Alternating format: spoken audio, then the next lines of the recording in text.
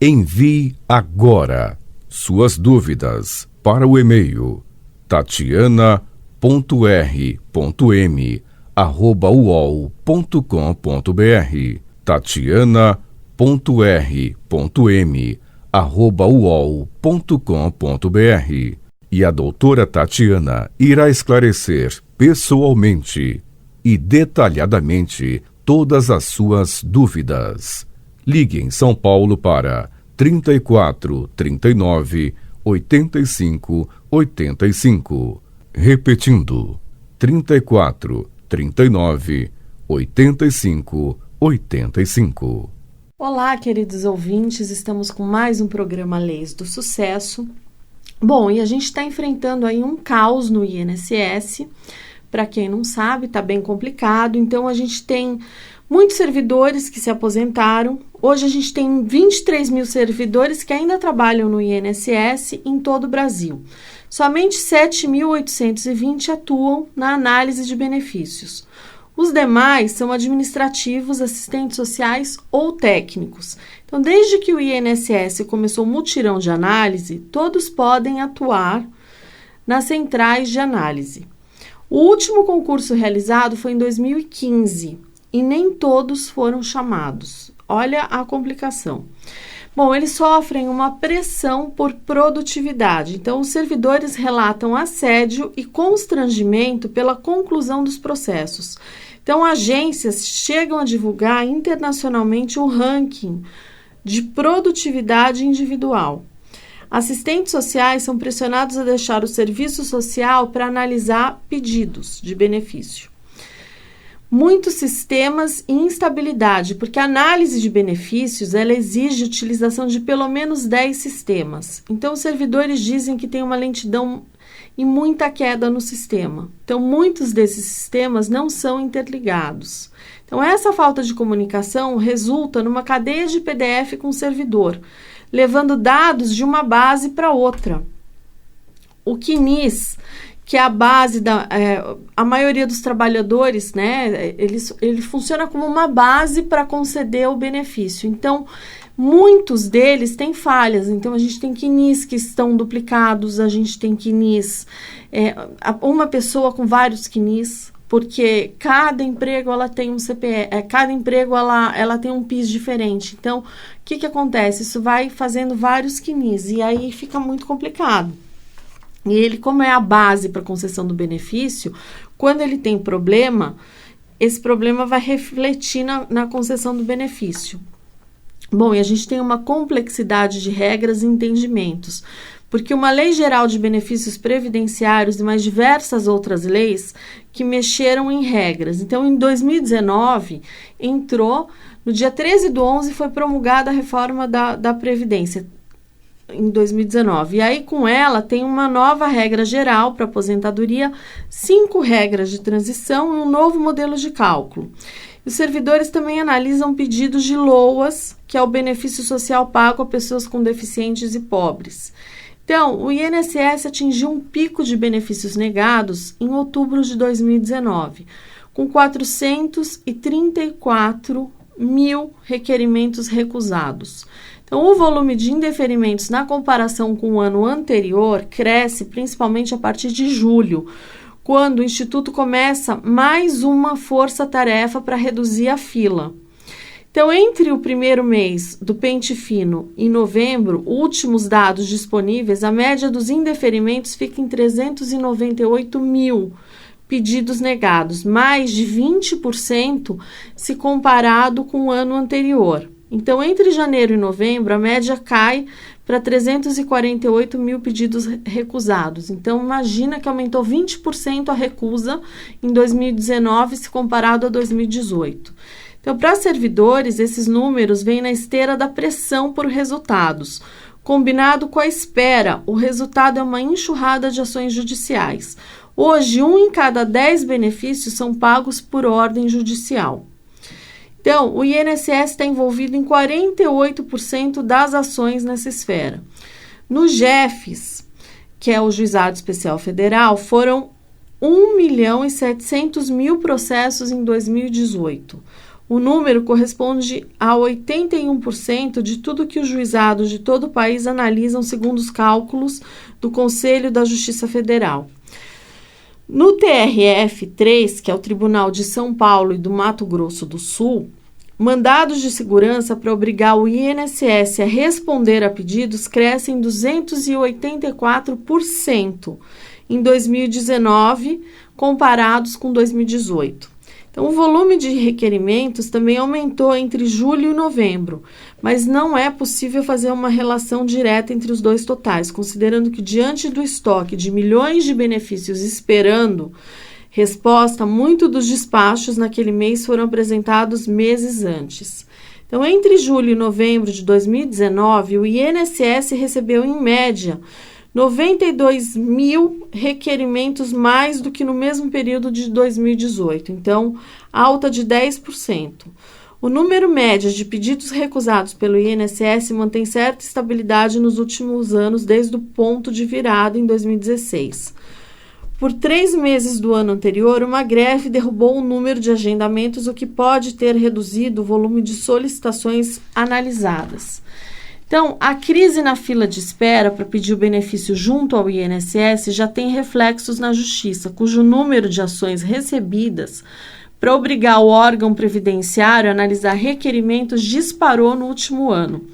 No TRF-3, responsável pelos processos de São Paulo e Mato Grosso do Sul, a distribuição de mandados de segurança com temas relacionados a benefícios previdenciários subiu 284% em 2018 para 2019, passando de 4.382 para 16.805 mandados de segurança. Então, para esses tipos específicos de benefício, o crescimento das ações é proporcionalmente maior. Então, processos com tema aposentadoria por tempo de contribuição passaram de 1.382 em 2018 para 7.614 em 2019, aumento de 451%. Esse benefício, que permite aposentadoria sem idade mínima para quem completou os requisitos antes de 13 de novembro, representa quase metade, 45% dos pedidos dos mandados de segurança recebidos em 2019. O mandado de segurança, para quem não sabe, é uma ação utilizada para garantir o cumprimento de um direito considerado certo.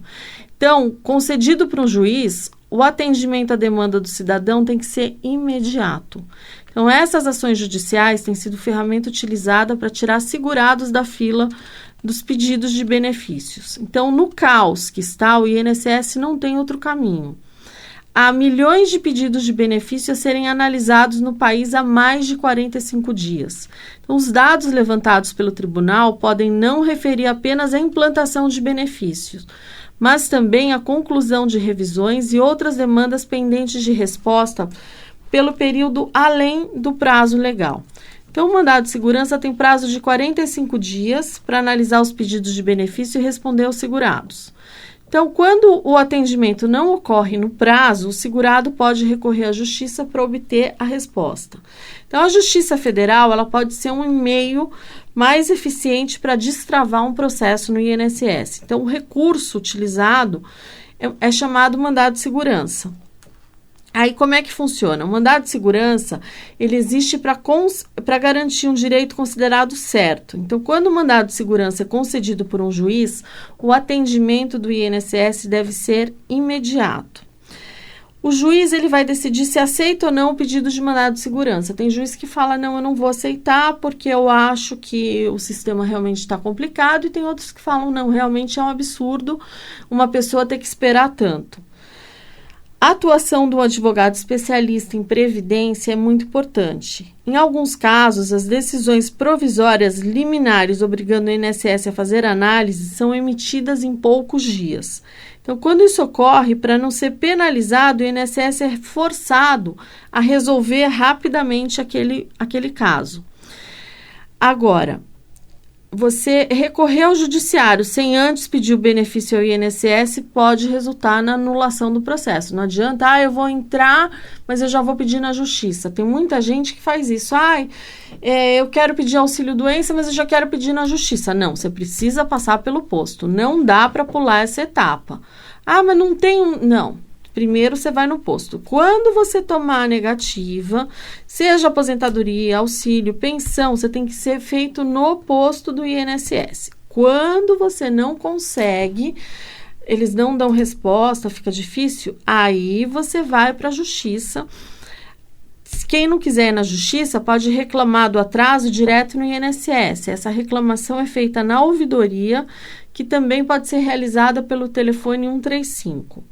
Aí você vai anotar o protocolo, né? Quando você faz a reclamação na ouvidoria, eles vão te dar um número de protocolo e você vai anotar esse número de protocolo, porque ele pode ser importante para você. Se você depois quiser entrar com uma ação, você vai precisar desse protocolo, porque ele vai demonstrar que foi dada todas as chances do INSS resolver o seu problema e que mesmo assim ele não resolveu. Então é um argumento a mais no mandado de segurança. Bom, isso aí, a Controladoria Geral da União já havia sugerido medidas após a digitalização de serviços do INSS. Ela já fez alerta sobre a fila do INSS há cerca de 1 ano e meio. A auditoria do órgão recomendou em maio de 2018 a adoção de medidas para melhorar a análise de pedidos de aposentadoria após a digitalização. A Controladoria Geral da União evidenciou falhas no planejamento e na implementação do projeto. Então, o INSS Digital tinha o objetivo de evitar que a redução no número de servidores gerasse atraso ainda maior, mas a fila avançou nos últimos anos. A digitalização começou a ser implementada a partir de 2017.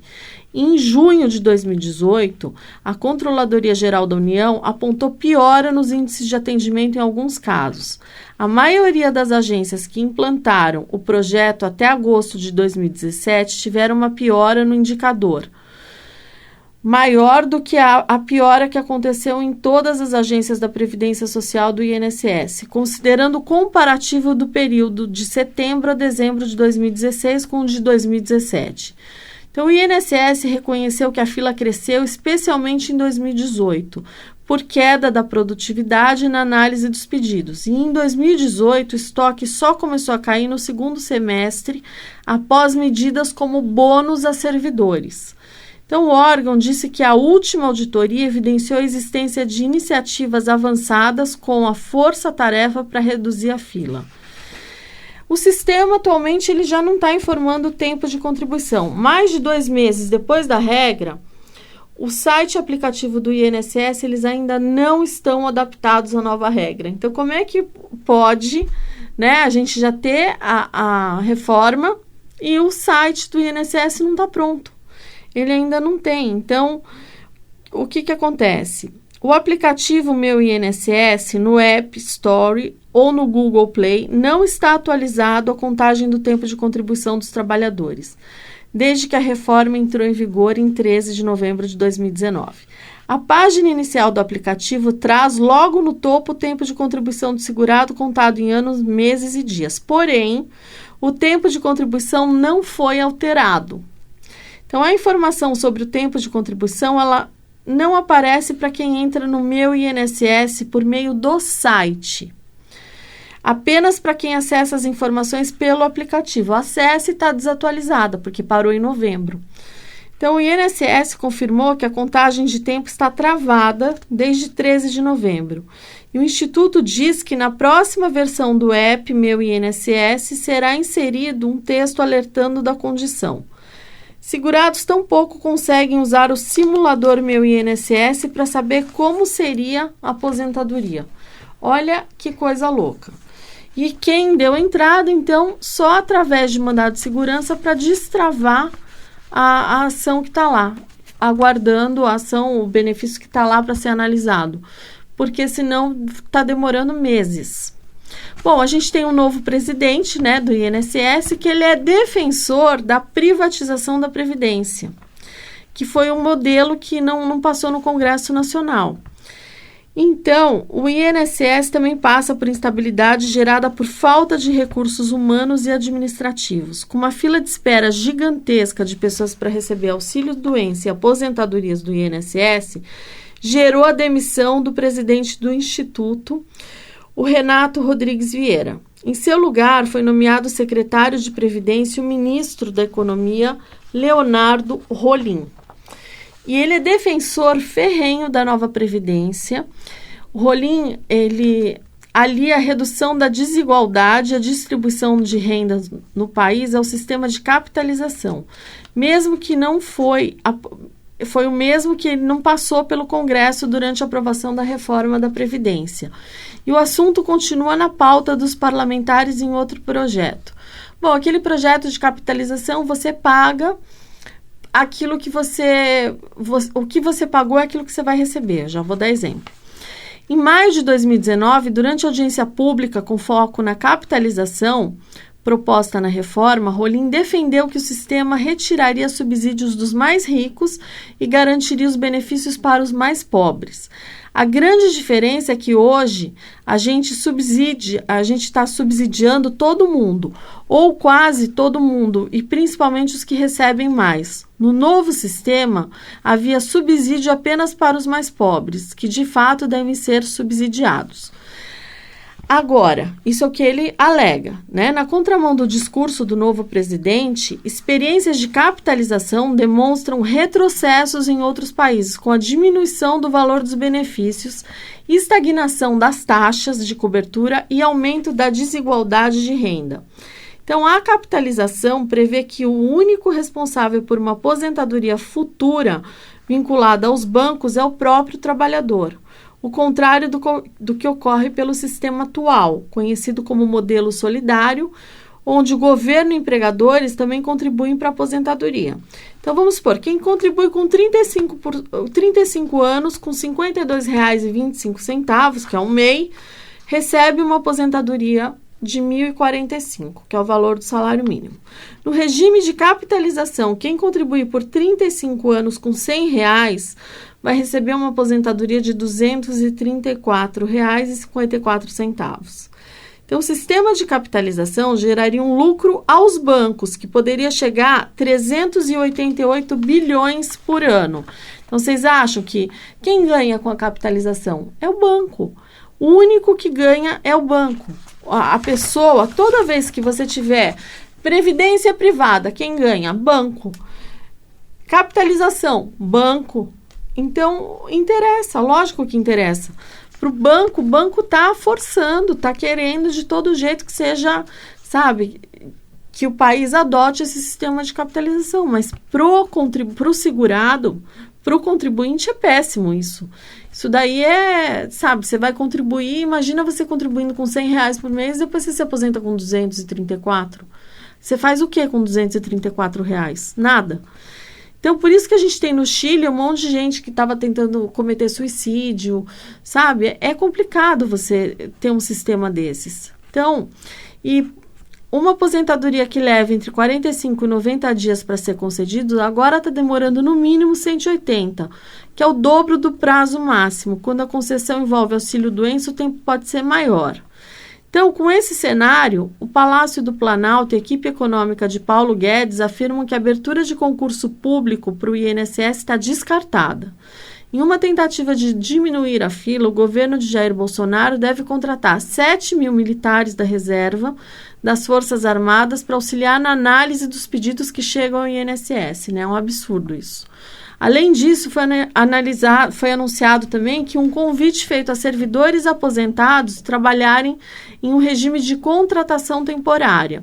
A viabilização da medida envolve uma edição de uma medida provisória e a decisão de ampliar o reforço ocorreu após o Tribunal de Contas da União advertir ao governo que a força-tarefa não podia se limitar somente aos militares. Então, por isso que ele está chamando os servidores também. E estão falando que peritos também serão chamados para dar uma agilizada. Bom, nem bem ele assumiu a cadeira de presidente do INSS, o Leonardo Rolim já recebeu um para uma conversa ao Francisco Cardoso, que é o presidente da Associação Nacional dos Médicos Peritos, uma carreira com forte lobby dentro do órgão. Então, foi a primeira visita oficial ao presidente do INSS. Então, dentro do INSS, diz que a Associação de Peritos foi a grande responsável pelo lobby que derrubou Renato Vieira, o ex-presidente do INSS. Então, a relação entre Peritos e Vieira, que era o antigo presidente, era péssima. Os peritos sempre cobraram privilégios que não foram atendidos. Na conversa com o atual presidente Rolim, Cardoso, que é o presidente da Associação dos Peritos, sinalizou que a carreira quer participar das indicações dos futuros diretores do INSS. Praticamente todo o corpo diretor do órgão será substituído. E os peritos dizem ter papel fundamental dentro do Instituto para reduzir as enormes filas que milhões estão à espera de benefícios. Então, não custa lembrar que foi o corpo mole desses peritos que sempre prejudicou os trabalhadores. Eles se consideram acima do bem e do mal. Só começam a trabalhar direito depois de passarem a receber extras para agilizar a análise de pedidos de aposentadoria e auxílios-doença. E a gente sabe como é que é feita a perícia, né?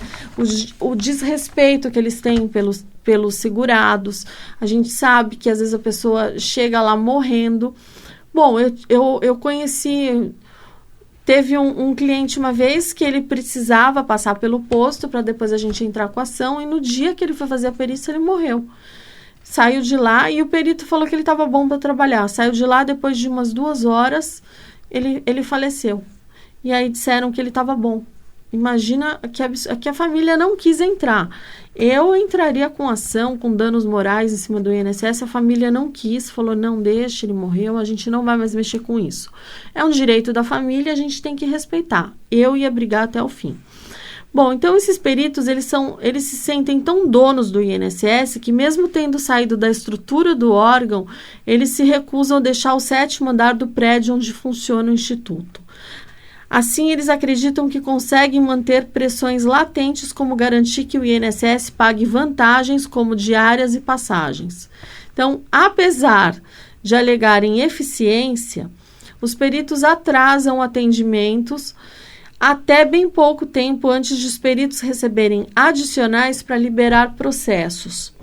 Então, trabalhadores ficam até 4 meses à espera de atendimento para terem direito ao acesso ao auxílio-doença. Então, ou seja, mesmo já estando liberados pelos médicos particulares, os trabalhadores não podiam voltar às atividades, porque sequer tinham sido atendidos pelos peritos. Então, sem dinheiro, muitos trabalhadores tiveram que recorrer a ajudas de familiares e amigos para não passarem fome. Bom, gente, então é essa a estrutura que a gente tem, é isso que está acontecendo. O INSS está um caos. Fora que eles estão pedindo várias vezes o mesmo documento, porque eles não têm... Você manda o documento, aí eles fazem uma nova exigência e tem que cumprir, porque se você não cumprir a exigência, eles dão a negativa e aí não tem o que a pessoa fazer. Aí tem que entrar com um novo pedido. Então, você tem que cumprir a exigência do órgão. O órgão pediu, você tem que ir lá e vai cumprindo. Então, tá muito complicado, a análise tá demorando muito. A gente ainda tem a vantagem de ser advogado e poder ir lá fazer presencial. Agora, quem tá fazendo através do site, não tem ninguém para movimentar o site. Então, tá bem complicada a situação. Então, todo cuidado é pouco. Se você, antes de entrar com benefício, analise, estude, veja se você tem direito, se você pode pedir aposentadoria. Entregue os documentos corretos, que às vezes muitas pessoas levam negativas, elas chegam até nós, elas já estão em fase de desespero. Ai, você é minha última esperança. Por quê? Porque já deu entrada várias vezes, já teve várias negativas. Então, a pessoa passa um nervoso desnecessário. Então, se você tiver uma ajuda especializada, se você for atendido de maneira correta, você vai entregar o documento correto e sua aposentadoria acaba saindo e você não acaba sofrendo tanto. Bom, gente, essas são as minhas dicas de hoje. Eu vou me despedindo de vocês. Fiquem com Deus e até o próximo Leis do Sucesso. Envie agora suas dúvidas para o e-mail tatiana.r.m tatiana.uol.com.br, tatiana.r.m@uol.com.br. E a doutora Tatiana irá esclarecer pessoalmente e detalhadamente todas as suas dúvidas. Ligue em São Paulo para 34 39 85 85. Repetindo, 34 39 85 85.